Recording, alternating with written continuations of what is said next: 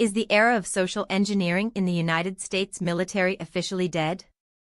If the recent announcements from West Point are any indication, the answer is a resounding yes, and the results are speaking for themselves. Before we continue, if you want to stay on top of everything happening in US politics, hit that subscribe button right now and leave a like. It really helps this channel grow and keeps us bringing you the unfiltered truth about what's happening in Washington. The United States Army has just achieved the impossible.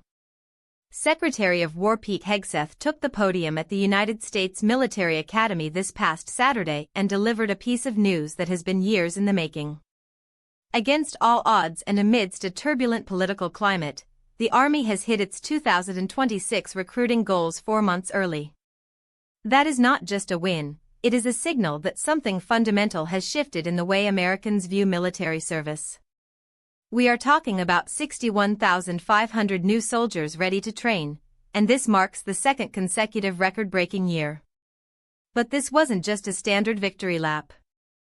Secretary Hegseth used this platform to launch a searing indictment of the policies that governed the military for the past several years.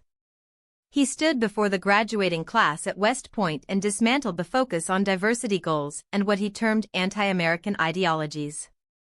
He didn't mince words, calling the phrase "our diversity is our strength" the single dumbest phrase in military history. For those who have watched the military struggle with morale and recruitment, this was a clear pivot.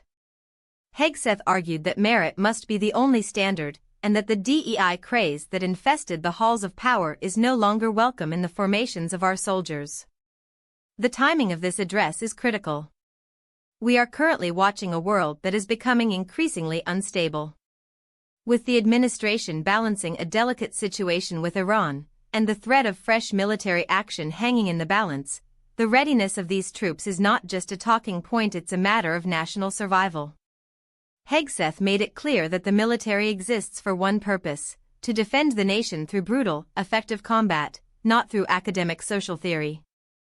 He painted a picture of a harsh reality where pronouns and diversity seminars won't help a platoon leader when they are staring down an enemy. He emphasized that unity, not diversity, is the glue that keeps a force functional under fire. What does this mean for the future of our armed forces? We are witnessing a top-down purge of the progressive influences that critics have blamed for the recruitment crisis in the first place. By explicitly rejecting the identity politics of the last administration, the current leadership is betting that a return to traditional military values will inspire the next generation of warriors.